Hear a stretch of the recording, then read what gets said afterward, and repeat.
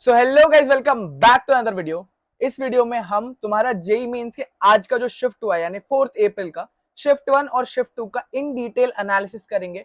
कौन से पेपर में कौन से टॉपिक से क्वेश्चन पूछे गए थे, ज्यादा क्वेश्चंस कहां पे पूछे गए थे, शिफ्ट 1 इजी था या शिफ्ट 2 इजी था, 99 परसेंटाइल के लिए इस शिफ्ट 1 में कितने मार्क्स लगेंगे और शिफ्ट 2 में कितने मार्क्स लगेंगे, इसके बारे में कंप्लीट बात करेंगे। 4 अप्रैल जेई मेंस तुम्हारा कंप्लीट एनालिसिस मिल रहा होगा। अभी हम बात कर लेते हैं तुम्हारे शिफ्ट 1 की। पहले शिफ्ट 1 की अगर बात करें तो शिफ्ट 1 का तुम्हारा overall difficulty level was moderate. Paper बहुत डिफिकल्ट नहीं था, बहुत इजी नहीं था, बट मॉडरेट लेवल पे था। मॉडरेट क्यों था? क्योंकि इसका फिजिक्स का जो डिफिकल्टी लेवल था, फिजिक्स डिफिकल्ट से ज्यादा लेंदी था। डिफिकल्ट बहुत नहीं था बट लेंदी था, थोड़ा लेंदी था। उसके बाद मैथ्स मैथ्स अगेन लेंदी था, डुएबल था, मैथ्स भी इजी था कंपैरेटिवली, बट लेंदी क्वेश्चंस थे जिस वजह से टाइम ज्यादा लगा।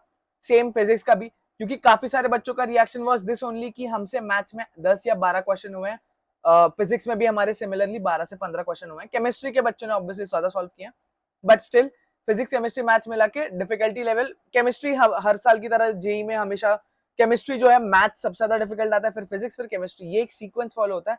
बट आज के पेपर में शिफ्ट 1 में तुम्हारा फिजिक्स भी लेंदी आया था और मैथ्स भी लेंदी आया था। सो ये एक शिफ्ट 1 का ट्रेंड था। पेपर ओवरऑल मॉडरेट था। उसके बाद बात करेंगे टॉपिक्स जो मैथ्स में पूछे गए थे। मैथ्स में कैलकुलस से पूछा गया था, इंटीजर टाइप क्वेश्चंस थोड़े लेंदी थे, ऑलमोस्ट ऑल सारे टॉपिक्स को कवर किया था। उसके बाद फिजिक्स में मॉडर्न फिजिक्स अच्छा खासा चंक आया था, वहां से मैकेनिक्स आया था, इलेक्ट्रोस्टैटिक्स, करंट इलेक्ट्रिसिटी, ये सब था पेपर में। ऑब्वियसली एक चीज जो नोट करने वाली है कि रोटेशन से क्वेश्चन नहीं था, शिफ्ट 1 में भी नहीं था और शिफ्ट 2 में भी दिखाऊंगा, शिफ्ट 2 में भी नहीं था। ऐसा बच्चों का रिएक्शन है।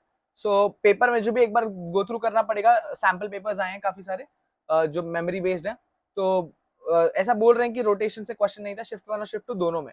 सो जो कि चांसेस कम है, बट स्टिल अगर ऐसा है तो फिर रोटेशन जितना डिफिकल्ट चैप्टर है और बहुत वेटेज वाला चैप्टर है, तो अगर रोटेशन से क्वेश्चन नहीं आ रहा तो फिर थोड़ा सा you can ignore it, but you never know, आगे वाले शिफ्ट में पूछ भी सकते हैं। तो या फॉर्मूला वगैरह अच्छे से कर लेना। उसके बाद केमिस्ट्री की बात करें तो केमिस्ट्री में chemical kinetics, alcohol, phenols and ethers, electrochemistry and thermodynamics पूछा गया था। ब्लॉक केमिस्ट्री ज्यादा था पेपर में। ब्लॉक केमिस्ट्री यानी क्या, एसपीडीएफ तुम्हारे ब्लॉक्स, वहां से ज्यादा क्वेश्चन पूछे गए थे। ये था पूरा तुम्हारा शिफ्ट 1 का एनालिसिस। शिफ्ट 2 की बात करें तो शिफ्ट 2 भी मॉडरेट था, बट ये शिफ्ट 1 से इजी था। क्यों इजी था? क्योंकि तुमने अगर देखा होगा शिफ्ट 1 में फिजिक्स में भी लेंदी क्वेश्चन थे, यहाँ पे फिजिक्स में लेंदी क्वेश्चन नहीं थे, फॉर्मूला बेस्ड थे।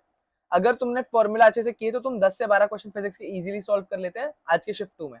सो ये एक खाली डिफरेंस है, बाकी केमिस्ट्री और math same, doable but time consuming mathematics था, और इजी एंड स्कोरिंग था तुम्हारा केमिस्ट्री।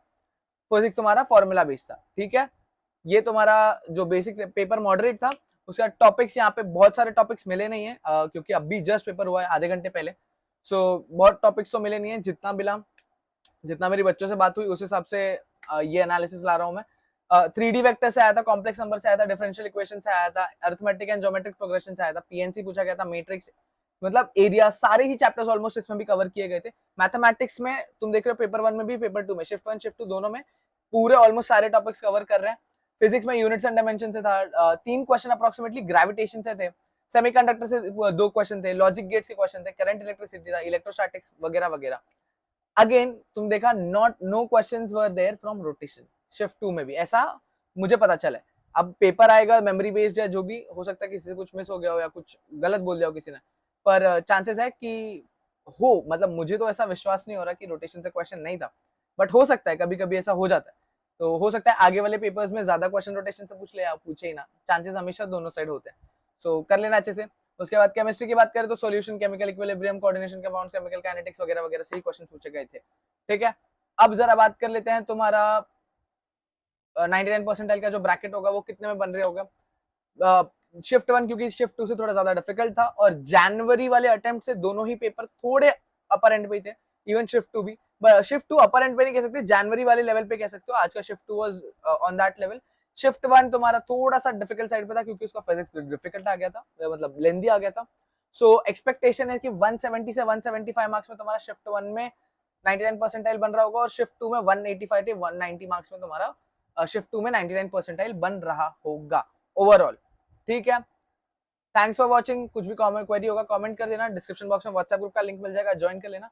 डिस्क्रिप्शन बॉक्स में एक ड्राइव लिंक डाल रहा हूँ, उसके अंदर जो भी तुम्हारे जेई मेंस के 4th 5th 6th और जितने भी डेट्स पे पेपर हो रहे हैं, वो सारे पेपर्स के शिफ्ट 1 और शिफ्ट 2 के मैं सॉल्यूशंस एंड क्वेश्चन पेपर जो मेमोरी बेस्ड है वो अपलोड कर दूंगा। अगर तुमको गो थ्रू करना होगा तो वो ड्राइव लिंक गो थ्रू कर लेना अच्छे से।